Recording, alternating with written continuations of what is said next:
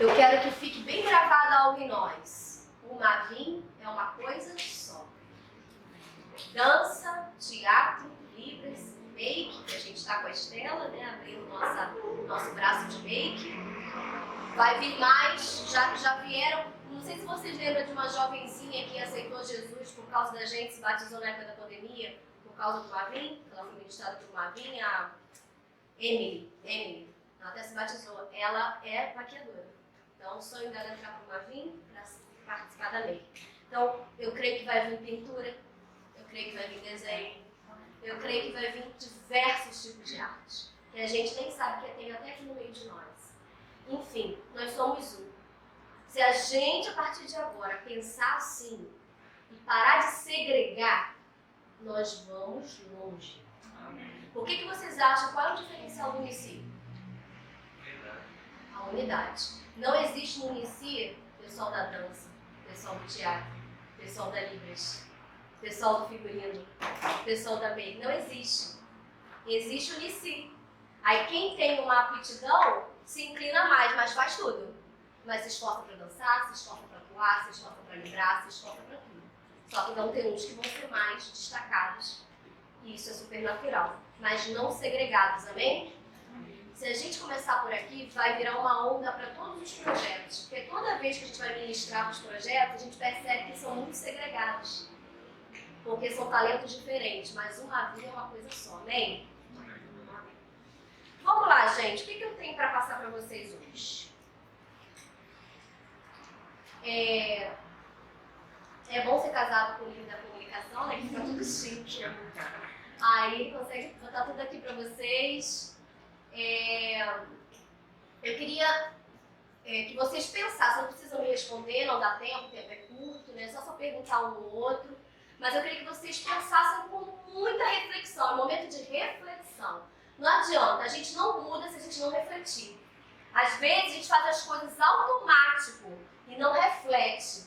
Então não muda, não tem transformação. Eu queria que você respondesse para você mesmo. Você tem um chamado? O que é um chamado? Chamado é quando, no nosso caso ministerial, é quando Deus te atrai para alguma coisa a partir de uma habilidade ou de um dom que você tem. Eu sou chamada para dançar, eu sou chamada para orar, eu sou chamada para pregar. Depende da sua inclinação, da sua personalidade. Deus te fez especial. Por isso que eu pedi para todo mundo fazer o teste, porque eu vou te mostrar como você é especial. E como o Mavim precisa de você do jeito que você é. Você não precisa mudar. A gente se complementa. Um grupo se complementa. Um grupo coeso se complementa quando se conhece. Quando conhece a si mesmo. E aí eu quero te perguntar, para que Deus te chamou? Deus te chamou para quê? Pensa aí. Deus te chamou para pregar o Evangelho? Deus te chamou para adorar? Deus te chamou para orar? Deus te chamou para libertar os cativos? Deus te chamou para curar o doente? Para que Deus te chamou? Deus te chamou para fazer a vontade dele. Outra pergunta, o que você tem feito com o dom e o talento que Deus tem te confiado? Agora começa a apertar. O que você tem feito com esse dom, com esse talento ou com esse chamado que Deus te confiou? Você tem enterrado? Você tem empurrado com a barriga? Você tem feito o seu melhor? Você tem estudado sobre ele? Você é a pessoa que é autoridade no assunto daquilo que Deus chamou? Como você tem investido no seu ministério? Quantos cursos você já pagou para o que Deus te chamou? Quantas roupas você já comprou? Quanto tempo você já dedicou? Quanto tempo você dedica por mês, por semana? O que você pode fazer para melhorar o seu desempenho ministerial? Dentro daquilo que Deus te chamou, dentro daquilo que Deus te faz aquelas borboletas no estômago. O que você tem feito para melhorar? Está fazendo curso? Está lendo sobre o assunto? Está treinando? O que você está fazendo? Está indo para os ensaios? Como é que está isso aí? Se eu fosse falar de 0 a 10, se eu fosse dar uma nota para você, que nota que eu te daria? O que você lê sobre o seu chamado, sobre o seu ministério? O que respeito daquilo que Deus chamou, fui eu. Eu não fui na casa de ninguém bater lá e falar, vem para uma vinha. Alguém aqui, eu chamei alguém, convidei alguém para uma vinha. O que eu faço quando alguém quer vir para uma vinha? Eu mando fazer o quê? Vir falar comigo. A pessoa tem que ter um interesse de, no mínimo, vir falar comigo. Porque eu já tenho essa figura de autoridade, a pessoa fica com receio, eu lembro do Lulu, eu tenho que falar comigo, eu querendo ouvir. Aí eu, Jesus, então, aí eu lembro do jogo da mãe, nunca cheguei a entrar, falar com ele, eu falei, se ele não romper essa barreira de falar comigo, ele não tá pronto pra mim. Aí acabou que ele, olha só. Ah, tá pronto. Não tem jeito. O que você faz? O que você assiste que se alimenta pelo chamado que você tem? Vou fazer isso aqui que o Kaique fez comigo. Comigo com 80 pessoas numa sala virtual no Brasil inteiro. O que a plateia, onde você ministra, eu vou falar plateia que é o nome mais comum artístico, tá? Mas você sabe, vocês são crentes, você sabe que é a igreja, que é o lugar onde você faz evangelismo. O que a plateia vai beber de você? Ou você acha que a plateia é boba e não percebe que você não se preparou muitas vezes? Ou você acha que a plateia acha sempre tudo muito lindo? Não está de olho crítico no que você está fazendo. Principalmente aqueles que a gente realmente quer alcançar.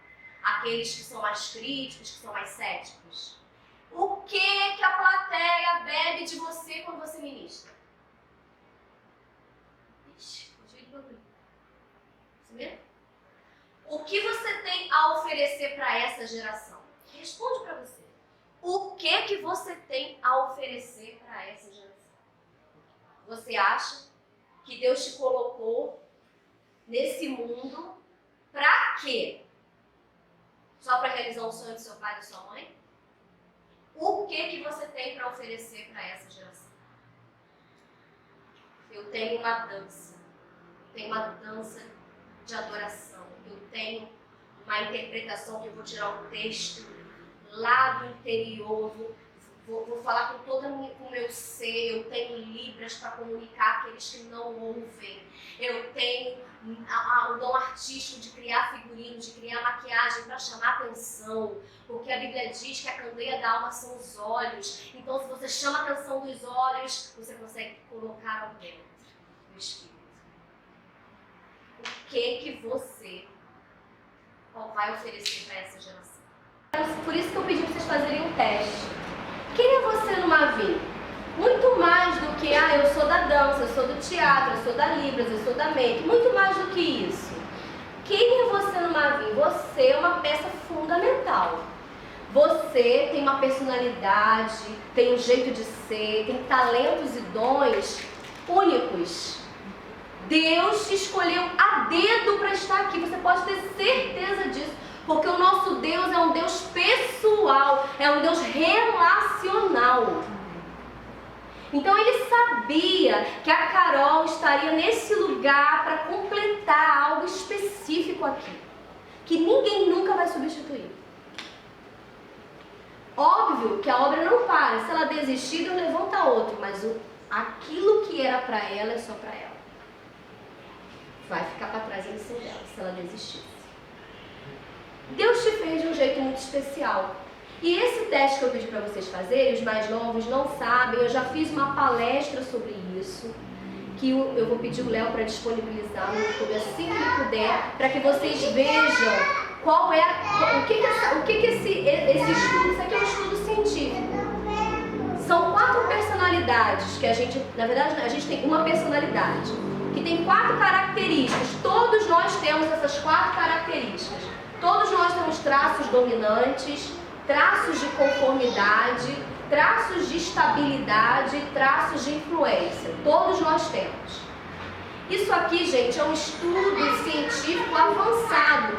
Há muitos anos atrás era terra, fogo, água e vento, se fazia essa comparação com as personalidades.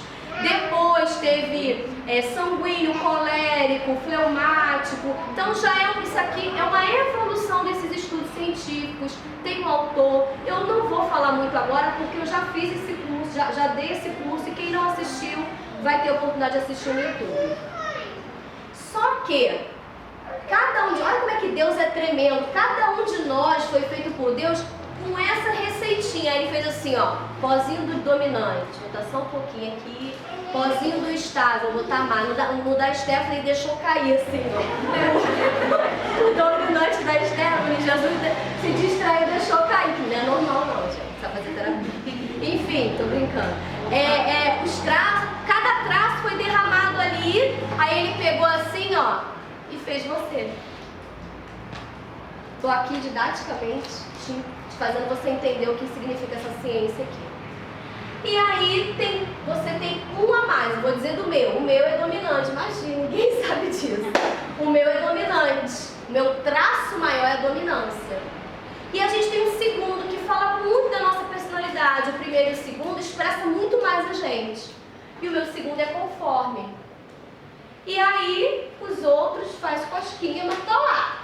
Eu preciso desenvolver, posso... O que acontece? Você nunca vai mudar, nunca. Por isso que eu até falei com a Carol, não tem como mudar. Isso é alguma coisa que se distraiu na hora de preencher. Porque você é isso para sempre. Você é sempre dominante com conforme. Sempre. É minha essência. Só que nós somos seres racionais e inteligentes. Usamos a nossa inteligência a nosso favor. E aí eu percebo quais são as minhas fraquezas e forças e vou melhorando, vou pegando um pouco mais de coisas do estável, pegando mais coisas do influente e escolhendo, ou seja, é um esforço. É um esforço, mas eu consigo. Coisa que quando é a minha natureza, eu faço naturalmente. Por exemplo, eu tenho facilidade em falar, dificuldade às vezes em calar.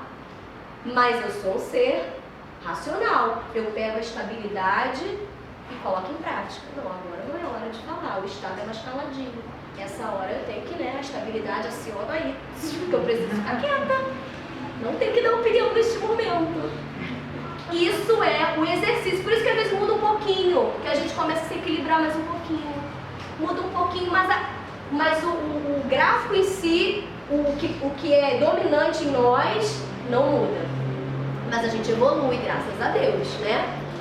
Então, gente, eu vou trabalhar com vocês esse curso como um grupo de pesquisa. Porque a gente precisa estudar. Um artista tem que ser intelectual. Um artista tem que defender a sua causa. Sabe qual é esse curso que eu estou fazendo no Mesalel com o Unici? Sabe qual é o trabalho final? Muito engraçado, que aí tem cada um. A gente tem que convencer a Fernanda Montenegro de que teatro cristão é um teatro válido. Para você defender o teatro cristão para Fernanda Montenegro, você tem que saber muito de arte. Você tem que usar teóricos, você tem que usar a Bíblia. Cara, tem gente que faz teatro cristão, nunca nem leu a Bíblia toda. Eu nem vou falar aqui, eu não quero nem passar essa vergonha aqui de mandar levantar a mão quem nunca leu a Bíblia toda, que eu não quero nem saber. Porque vai mexer lá no meu interior, aí meu dominante, entendeu? Porque eu não me conformo com essas coisas. A gente quer ser teatro cristão e nem ler a Bíblia, cara. Não posso, não aguento mais isso. O Kaique não aguenta mais isso ao quadrado. Então, esse é o trabalho final. A gente tem que convencer a Fernanda Montenegro de que teatro cristão é um teatro válido.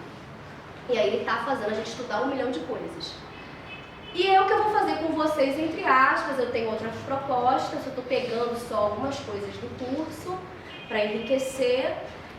Mas a minha proposta é a gente fazer trabalhos. O primeiro trabalho que a gente vai fazer, lembrando que essa aula só vai acontecer uma vez por mês, na primeira quinta-feira. Porque a gente não tem disponibilidade, a gente precisa ensaiar as nossas modalidades. E pelo menos devagarzinho, mas a gente vai andando. Melhor do que ficar parado sem fazer nada. Então a primeira tarefa que a gente vai fazer grupos de trabalho dentro disso aqui. Vocês vão ver o quanto vai fazer falta. O grupo de dominantes, quanto vai fazer falta um estável? No grupo de estável, quanto vai fazer falta um dominante? No grupo de influente, quanto vai fazer falta um conforme? Então a gente vai se dividir, não agora, daqui a pouco nós vamos tirar as cadeiras, vamos dividir por um grupo de personalidade. E a tarefa que eu vou dar no final, vocês vão fazer dentro do seu perfil. E eu lamento muito com vocês. Porque é aí que a gente vê o quanto o outro é importante. o quanto a gente se complementa, o quanto precisava de um para calar a boca, o quanto precisava de um para falar. E a gente vai dividir os resultados de acordo com cada perfil, tá? E depois as outras etapas eu vou misturando um grupo com o outro, um grupo com o outro, para vocês irem aprendendo a valorizar as forças e melhorar nas fraquezas, ok? Então, só um resumo rápido para quem é novo e também para quem já tem tempo que assistiu. O dominante tem a característica do líder. É aquele que fala sem dificuldade, é aquele que vai direto para o resultado, quer resolver, quer chegar no resultado, é resoluto no que faz, é firme, é seguro, é mais rude, é mais direto, objetivo. Esses são os que têm traços dominantes, mais dominantes. O conforme é aquele mais detalhista, perfeccionista. Se tu der uma missão para ele, missão dada é missão cumprida, mas nos mínimos detalhes. Ele faz, ele refaz, ele vê de novo, ele não vê. Diferente do dominante, que ele não se foca muito nos detalhes, mas ele vai para o resultado. E aí Deus me deu a graça de ser dominante e conforme. Então eu consigo dar resultado com um detalhe. Sei como que Deus fez isso aqui, mas foi. E aí você também tem as suas características que são boas, porque eu já me martirizei muito pelo meu temperamento. Eu já me detestei, eu não gostava de ser dominante, detestava ser dominante. Principalmente por eu ser mulher, eu queria ser aqui. Mas não, já chega assim. Não adianta, é o meu jeito. Então eu aprendi a gostar e aproveitar o que eu tenho de bom e equilibrar o que eu tenho de excesso. O estável é aquele, ó, é aquele que fala menos, é aquele que é analítico, que observa mais do que fala. É muito bom uma pessoa dessa no nosso meio, porque o dominante geralmente é muito... Aí o estável faz ele voltar. O estável, ele é mais ligado às pessoas, tem mais atenção. Porque o dominante, de repente, olha assim, ó, tem 30 pessoas, o estável tá assim, tem aquela ali que é assim, tem aquela ali. O estável é mais conectado com pessoas. Ele não é que ele seja amoroso, não é isso, ele só é mais observador. O influente é a maioria do navio. Já viu, né? Isso aí influente não se contém. Influente tem uma energia dentro dele que não sei o que, que ele quer fazer, que ele quer acontecer. Eu vou dar conta de tudo, eu no final não consegui fazer. Hoje eu mandei uma mensagem pro Léo. Hoje eu mandei uma mensagem pro Léo. Você não me deu retorno do que eu te pedi há meses. O que aconteceu? E tá tudo sob controle, a gente está organizando tudo. Já separei o material todo, mas eu pedi um negócio, o Xande não me deu. Quando você pediu a ele tem a coragem de mandar um print. Aí o print que ele manda, sabe como foi que ele pediu ao Xande? Em maio. Eu falei, como tem coragem de mandar esse print, gente? É muito doido. Faz com o coração. Aí quer abraçar tudo, aí não dá conta, aí fica decepcionado. Eu sou um traste. Mas não é, gente, não é. O que acontece? Eu sei que ele é assim. O que eu devia ter feito como dominante? Eu devia ter controlado ele. Na semana seguinte, Léo, eu quero hoje. Léo, eu quero amanhã. Você vai parar agora e vai fazer. Ele vai fazer. Se eu deixar pra ele administrar, aí não rola. Não vai rolar, não insiste que vai dar ruim. Mas vai fazer. E quando faz de forma criativa. E quando faz de forma que o cara nem vi isso aqui. Vê coisa que a gente não vê, tem uma mente colorida. E ao mesmo tempo, que tá lá em cima, fica arrasado quando não dá conta e fica deprimido. Influente não é mole não, tá, gente? É mais pra gente que é dominante. E aí Deus me bota onde? Você aprendeu a lidar, agora aprendi, bota na figurinha. já sei lidar. Pois é, outra coisa, vou dar uma dica pra vocês que são conformes, estáveis e dominantes. Não mande mensagem pro influente, senão eu vou dar figurinha. Porque ele acha que você está bolada. Ele acha que você está chateado. Você tem que ilustrar a sua emoção. Tem que ter emoção. Senão ele vai te fazer. Enfim, gente, eu estou muito resumindo, tá? Mas é isso aí que vocês estão vendo. Então, é com esses grupos aí que a gente vai trabalhar nesse primeiro trabalho, que eu vou vou passar. E depois eu vou misturar, vou botar o dominante com o influente, conforme com o estágio, vou fazer os grupos de trabalho assim, depois vou misturando tudo e a gente vai, com isso, aprendendo a valorizar algumas coisas, tá? Uma estratégia que Deus me deu. Vamos lá, gente. Jesus é a nossa inspiração, não é verdade? E estudando sobre esses temperamentos, sabe o que eu descobri? Que Jesus tinha todos os temperamentos equilibrados. Ele é lindo, né? Ele é a matriz da perfeição. O que acontece? A Bíblia chama Jesus de leão. Quando Jesus se manifesta como leão, ele é o dominante. A Bíblia chama ele de cordeiro. Quando ele se manifesta como cordeiro, ele é o estável. E ele é cordeiro por todo ser dele. Quando a Bíblia fala que ele é como homem, ele é um influente. Que sente, que pula, que chora, que tem emoção. E quando a Bíblia fala que ele é uma águia, ele é conforme, ele observa, ele analisa todo o território. Então Jesus ele tinha essas características. E ele nos ensina que, o que a Bíblia diz? Que a gente tem que andar com Deus e ser perfeito. A gente só vai conseguir equilibrar, ser como Jesus, né? Na presença dele, andando com ele, conhecendo dele, renunciando por amor a ele, fazendo inspirado nele, porque é possível. Claro que a gente não vai chegar à perfeição, nós vamos sempre caminhar nessa direção, é só isso que importa. Você não precisa ser perfeito, você não é perfeito e nunca vai ser, mas você precisa caminhar em direção à perfeição de Cristo. Amém? Amém. Porque quando você precisar ser um leão, você vai ser um leão.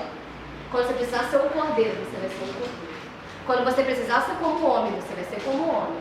Quando você precisar ser como águia, você vai ser como águia. Amém? Amém. Então é isso que o Senhor nos ensina.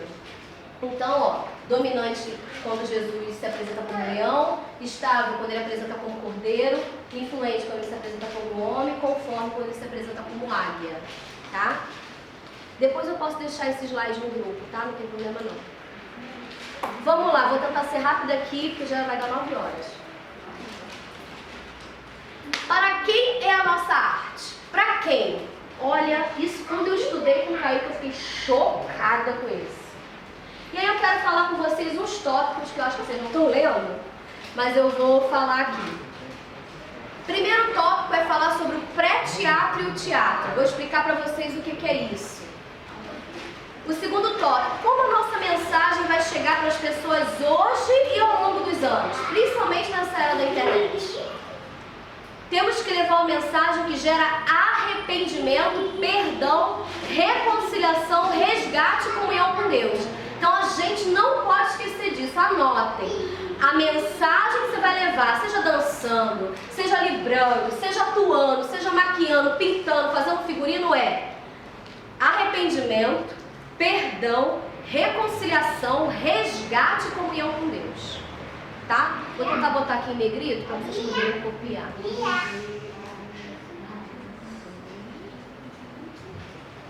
Vamos lá, gente, força.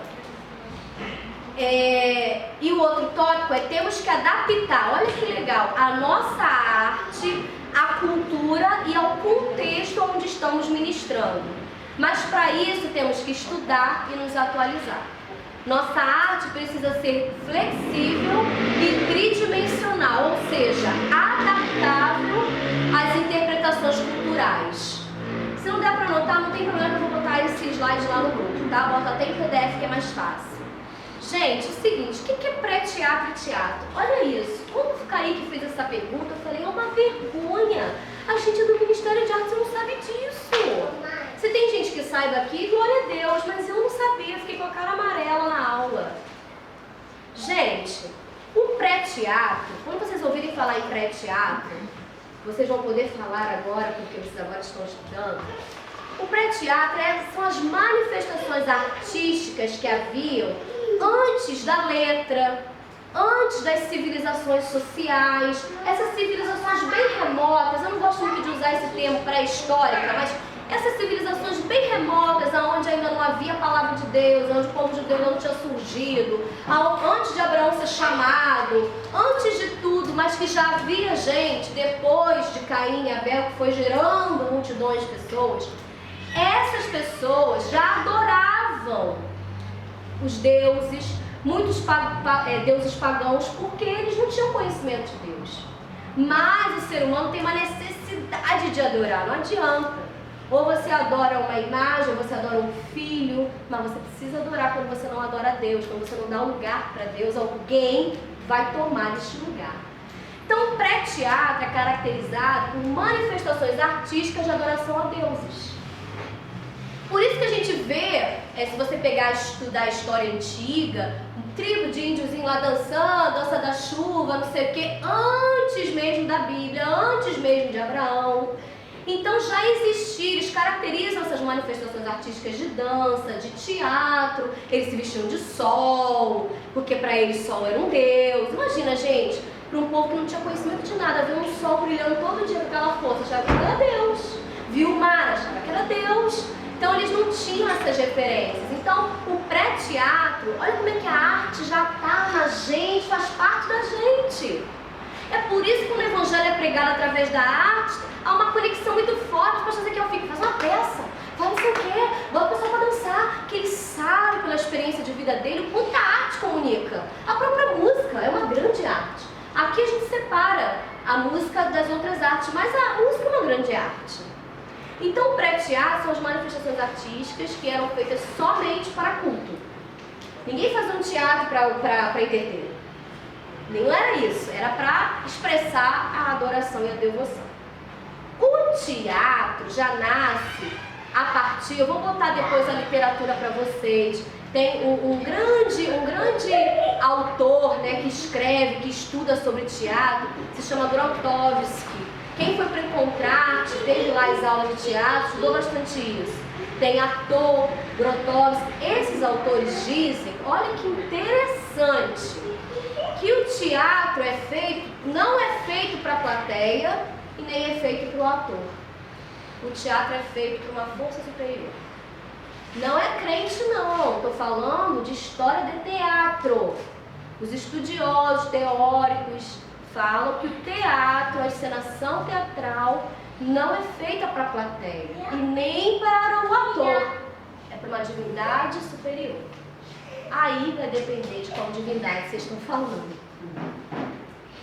E nós, quando a gente tem esse tipo de conteúdo, a gente consegue discutir com alguém.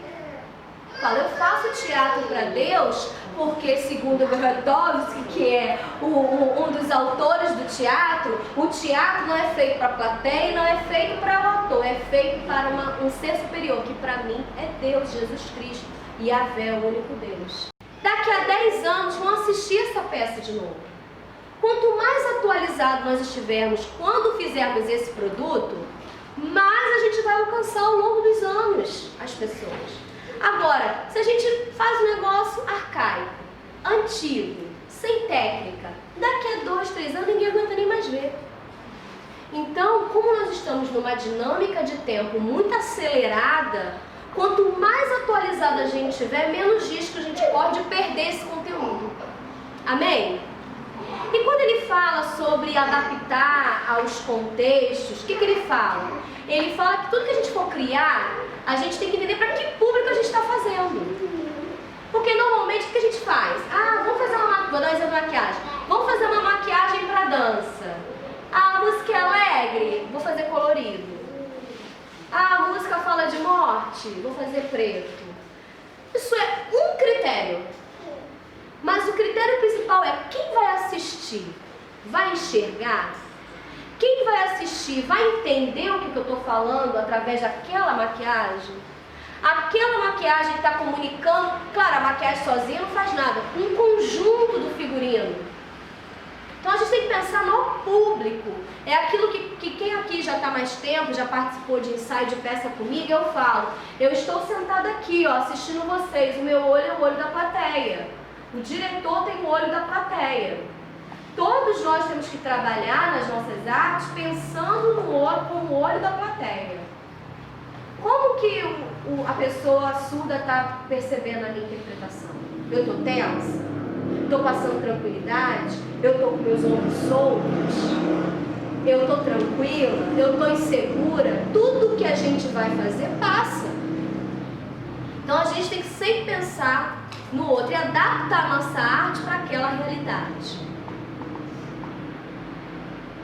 E aí é que eu quero, agora que eu começo esse novo desafio, né? E eu boto aqui, eu acho que também não tá dando pra ler. Gente, mas por que esse bagulho ficou todo cheio de listrinhos? Só pra dificultar a minha vida, tá? Deixa eu fazer uma outra fonte pra ver se fica melhor. Que agora é importante vocês lerem. Acontece. Muito bom esse Ó, vamos lá. É melhor. Ó, não importa se você é do teatro, da dança ou da Libras, uma avião só. Temos que criar histórias, espetáculos, peça, e todos nós temos a mente criativa de Cristo. Precisamos nos empenhar em criar histórias, escrever histórias, sugerir histórias, montar espetáculos, criar núcleos de criação. Só assim vamos expandir uma vida. Eu creio que no meio de nós há escritores, há roteiristas, há diretores, cinegrafistas, pintores, desenhistas, que não se limitam só a interpretar ou dançar o que é dado, mas creio que temos aqui criadores de conteúdo, e é isso que vamos desenvolver juntos nesse curso. O objetivo desse curso é criar criadores de conteúdo. O que acontece hoje? Pensa comigo, se a gente, com a mente de Cristo como a gente tem, não tá perdendo tempo. Toda vez que o pastor dá um desafio, vai ter uma cantata, vai ter uma peça, vai ter um congresso. Quem é a mente criadora do Mavim? Quem tem que pensar em tudo, quem tem que fazer o roteiro, quem tem que desenvolver o conteúdo? Eu. Sempre tem que partir de mim. A Adriana, eu já vi o pastor Diego falando, a Adriana é nossa mente criativa. Ela vai desenvolver, passa para ela. Ok, lindo isso, ele faz porque ele conhece, ele confia. Eu sei que eu sou, Deus me deu essa graça. Mas eu não acredito que eu sou sozinha. Eu acredito que cada um aqui é uma mente criativa. Cada um aqui pode desenvolver algo tremendo. E é isso que eu quero estimular. Eu quero que o Mavim seja uma fábrica de criação de conteúdo. Eu quero que a gente monte espetáculos com coisas que eu nunca imaginei, mas que está dentro de você. Não tem por que partir de mim e eu levar tudo pronto para vocês e vocês só executarem. Se eu tenho aqui 30, 40 mentes de Cristo. Quando o Kaique deu esse curso, eu falei, meu Deus, uma vida inteira eu tinha que estar fazendo esse curso. Aí o Espírito Santo falou, mas eles não estão fazendo. Levam você para eles. Falei, não tem só eu, não é... Tudo bem, eu que quis fazer o curso, eu que senti de investir, mas eu também já tenho uma certa maturidade. Eu já estou há mais tempo que todo mundo aqui, então tem coisas que eu já entendo. Mas, e também eu sei que nem todo mundo pode, nem todo mundo tem tempo, tem condição, mas eu posso transferir isso para vocês. E outra coisa, não sou uma grande coisa não, o que eu faço é pura misericórdia. No final fica todo mundo assim, quem foi que fez isso? Eu fico, deixa pra lá, foi Deus, porque não é possível que só na minha cabeça. Tem coisa que eu fico assim, meu Deus, só Deus. Eu crio um roteiro de dança, eu crio um roteiro de texto. Nos últimos eu até desafiei, criei uma equipe para poder me ajudar a fazer. Comecei a desenvolver isso, mas eu creio que não é para um, nem para dois, nem para três, é para todos nós. Quem Libra vai ter uma visão de Libra que eu não tenho. Quem é do teatro vai ter uma visão, um gosta mais de comédia, outro gosta mais de drama, outro gosta mais de circo, vai ter uma visão que eu não tenho. A dança, um dança melhor o jazz, outro dança melhor o balé, outro dança melhor o contemporâneo, vai ter uma visão que eu não tenho. Um é dança masculina, outro é dança feminina. Então eu acredito que se a gente unir a criação de conteúdo com todas essas cabeças que Deus nos deu, cara, a gente vai fazer coisas incríveis. Vai ficar menos limitado com só o que a Adri traz. Só o que a Adri estudou, só o que a Adri criou. Eu não tenho nada de diferente, muito pelo contrário, tenho certeza que tem gente aqui muito mais inteligente do que eu, muito mais. Mais nova, mente mais nova, que já tem uma visão que eu não tenho. Então esse curso vai ser para que todos nós sejamos, a partir de agora, criadores de conteúdo.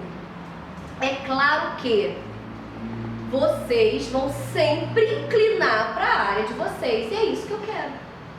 Quando eu chegar aqui, ó, cantata de Natal, já tá perto. Fala nisso, tem que começar.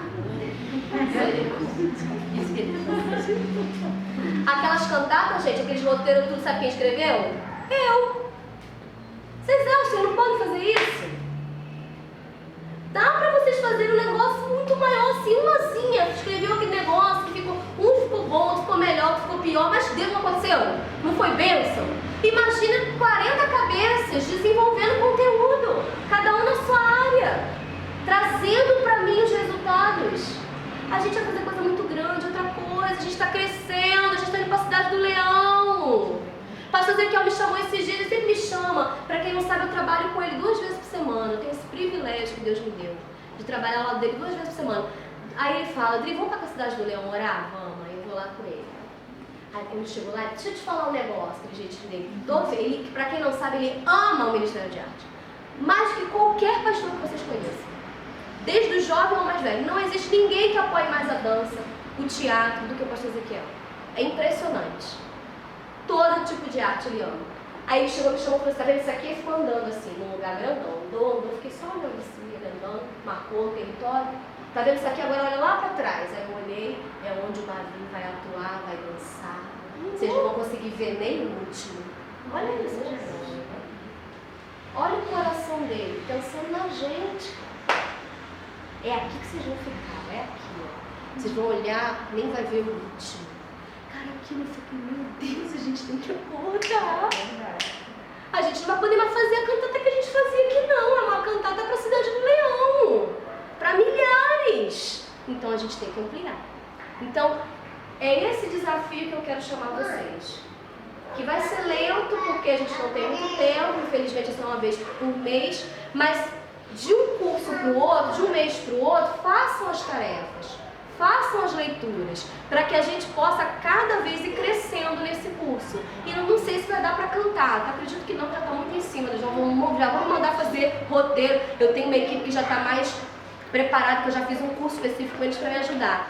Pode ser que a cantata não, mas para a próxima conferência de louvor, adoração e arte, a gente consiga fazer algo coletivo, ok? E aí eu quero que vocês pensem agora num bolo de laranja. Para você fazer um bolo de laranja, você precisa de quê, gente? Listar tudo que você precisa, todos os ingredientes, quantidade, como fazer, o que colocar antes, o que colocar durante, o que colocar depois. Isso é um modelo para tudo. Para você escrever uma história, você não pode fazer uma história, um espetáculo, um roteiro de dança. Uma dança conta uma história. Quando eu chego para a Stephanie e falo para ela, Stephanie, preciso que você faça a coreografia, eu já levo a história pronta para ela, levo o roteiro, ó. A gente vai passar isso para o público, eu quero tantas pessoas, eu quero que, por exemplo, vou dar um exemplo da coreografia de uma conferência que eu falei, Stephanie, nós vamos estar no ambiente onde uma pessoa vai estar pintando, a outra vai estar arrumando flores, porque eu quero que represente todas as gerações. A outra vai estar lendo livro, a outra vai estar librando. Vão ser 4 mulheres, então vai ser esse ambiente e no meio o grupo vai fazer a coreografia e eu quero Libras no meio. Na época a Libras nem era do Marvin, né, Ju? A Ju participou.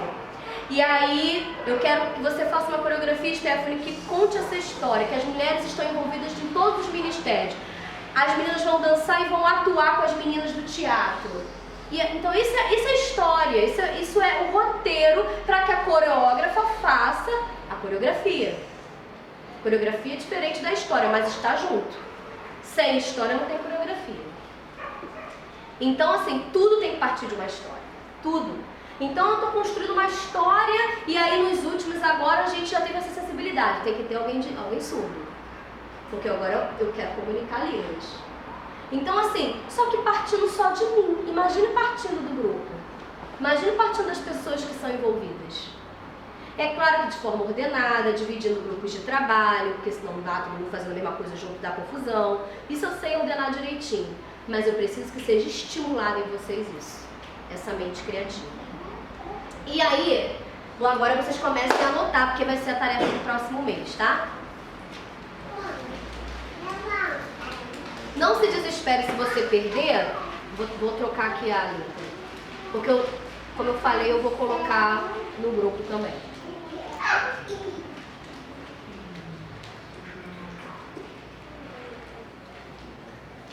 Vamos lá. Eu comecei com essa história do bolo de laranja para vocês entenderem que porque assim, a minha mente é mente conforme, como eu falei para vocês. Então é muito simples, eu não faço nada sem planejar, eu não faço nada sem ter feito ainda o esqueleto, eu não faço nada sem seguir um protocolo, uma ordem. Então para mim é muito simples entender isso, mas a mente influente, a mente estável já não entende tanto assim, às vezes, principalmente o influente já começa começando. E assim, vou usar o Léo de novo de exemplo, porque ele é o líder da equipe digital e eu sempre estou com ele tratando isso. Ele, por exemplo, ele teve uma ideia, Adri, eu quero lançar uma nova rede social, a gente vai botar isso. Aí eu comecei a fazer as perguntas para ele. Foram tantas perguntas que eu desisti, que mais abrir mão. Eu falei, não adianta, você começa com muita energia e depois não vai dar certo, você não vai ter mais conteúdo e você vai cair. Aí jogou teu trabalho fora, vai se sentir um fracassado, vai botar tudo de novo. Então você vai comigo, quando você me responder todas essas perguntas, tiver todo esse conteúdo, a gente lança. Aí ele tá com um pouquinho de preguiça, mas ele vai fazer. Enfim, porque a minha mente, quando ele veio com a ideia, eu falei, a ideia é ótima, o influente tem muito isso. Ele tem ideia que eu nem pensava, falei, ótimo, quero, vamos fazer, mas você vai ter que fazer isso. Aí o que eu falo pra ele? Que eu tô discipulando ele como líder. Eu falo assim, você tem uma equipe, vê quem da sua equipe gosta de fazer isso e distribui, dá pra eles fazerem. Coloca as pessoas para trabalhar naquilo que elas são boas. E aí você junta e me traz. Entendeu? É assim que a gente vai desenvolvendo. Vamos lá. Toda história tem que ter um protagonista. Se não tem protagonista, não tem história. Se vocês repararem filme ruim, que a gente fica assim, não acredito nesse filme, gente. É porque não tem protagonista. Ou o protagonista se perde e some no meio do caminho. Ou o protagonista não toma decisão. Ou o protagonista é uma pessoa sem sal. Ou o protagonista, falta um monte de coisa nele que você fica assim, ué, mas por que ele fez isso se ele era assim? Claro que uma história pode ter vários protagonistas, tá? Mas a gente, pra começo, vamos trabalhar com um protagonista só, que é a coisa mais básica, e que tem filme que erra. Tem livro que erra. Tem o protagonista único. Então o exercício vai ser o seguinte. Aí eu vou falar um pouquinho sobre o protagonista para você poder entender. Ele ou ela tem que criar vida. O teu protagonista tem que criar vida. Igual o boneco do posto, você tem que botar espírito dentro dele. É uma massinha, igual Jesus fez a gente, faz uma massinha e soprou. Você vai ser esse sopro. Você vai criar com massinha. Metafórico, tá? Vocês não vão criar com massinha, não. Mas diga assim, como se vocês criassem uma massinha e soprassem. Então o teu protagonista vai ter que ter vida. Ele tem que ter um nome, uma identidade, um perfil comportamental. Você tem que dizer pra mim se ele é dominante com conforme, se ele é estável com conforme, se ele é dominante com influente. O pessoal que é novo, que não assistiu a palestra, eu não sei se o Léo vai conseguir botar esse vídeo logo, procura na internet, é só você botar essas palavras, DISC, D-I-S-C, né? Que vocês encontram tudo, vão entender melhor cada característica. Ele tem o protagonista tem seus trejeitos, tem gente que gosta de enrolar o cabelo assim, bate a perna, tem que ter até o fim. Vou dar um exemplo de protagonista, nota, até eu está com isso essa semana, nota 1000. Se você quer entender o que é um protagonista, assista a série The Good Doctor. Que é aquele ator? Eu assisti a série toda, tá? Eu maratonei que eu tenho problema. Eu não consigo pegar um negócio. Se tiver mais de 2 temporadas eu não assisto mais porque eu vou ficar doente enquanto eu não acabar. Não tem problema, sou conforme, tem que ir até o fim, não adianta. O que acontece? Ele mantém o mesmo padrão de comportamento do primeiro episódio ao último, não se perde.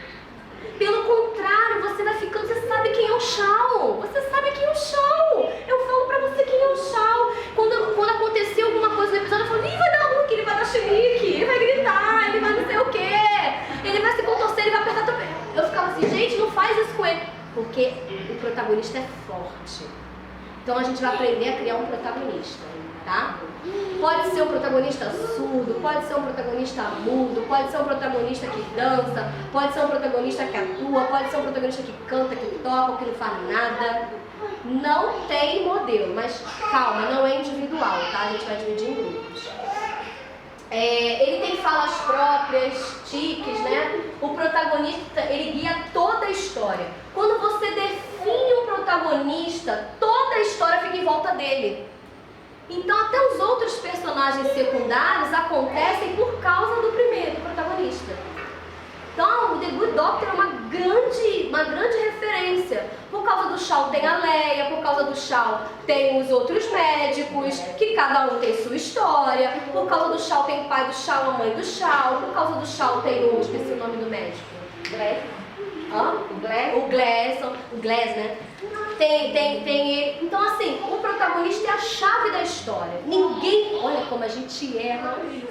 Como eu faço coisa assim, ó. Ai, como eu já sofri na vida.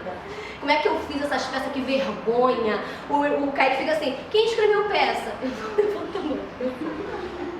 Adriane, aí começa, Adriane, pode falar. Eu não escrevi nada, cara. Eu não sabia nem o que era isso.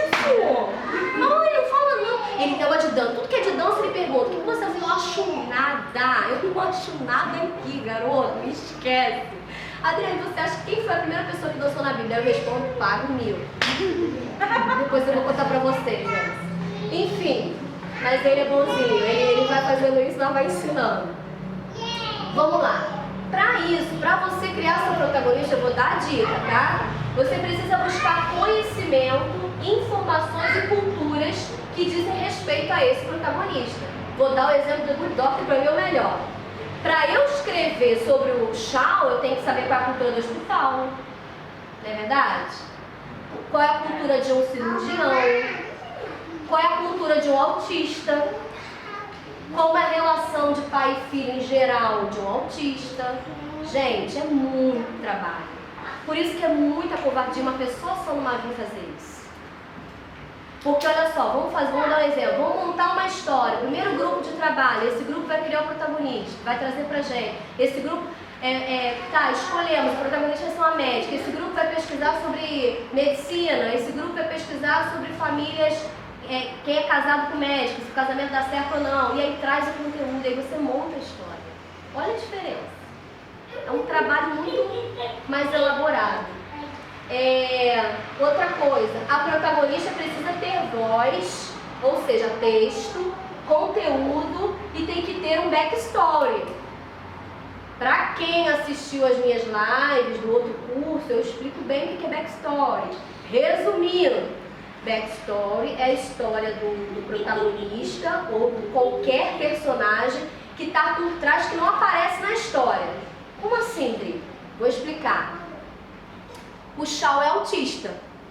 O backstory dele é que ele era uma criança na escola que ele era excluído, mas nunca apareceu uma cena dele na aula. Mas a gente sabe porque ele tem diálogos que ele fala sobre as dificuldades que ele sempre teve na escola. Um exemplo. Então, tem que ter backstory. Mas você, no seu texto escrito, tem que estar escrito qual é o backstory.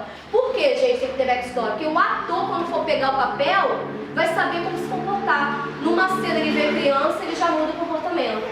Porque dá vida, ele consegue ter conteúdo para dar vida àquele personagem. A protagonista precisa o tempo todo tomar decisões. Um protagonista que não toma decisão não é protagonista. Ou seja, o exemplo do Shaw, do Good Doctor, teve um momento em que ele teve que decidir se ele falava com a Leia que queria namorar com ela ou não. Para ele, muito difícil. Mas ele teve que decidir. O tempo todo as pessoas falavam que ele tinha que falar com ela. Mas ele sabia que quando falasse ela não ia querer, porque ela era amiga dele. E porque ela tinha preconceito com a condição de autismo que ele tinha. Ela não sabia, ela não queria assumir o compromisso. Ele já sabia, ele era muito sensível. Mas ele tinha que tomar essa decisão. E essa decisão teve um preço, consequência. Na outra aula que eu dei, que eu tô falando, vocês têm que assistir, quem não assistiu, eu explico sobre isso, as consequências, as curvas dramáticas das cenas e das histórias. Beleza? Então, anotaram as dicas do protagonista, todo mundo anotou? Beleza. Se não anotou, vamos lá no grupo. Agora é a tarefa pra gente terminar, tá? Vamos lá. Vamos ficar de pé agora, com cuidado aí, devagarzinho. Vamos ficar de pé e vamos nos separar por grupos de personalidade, tá?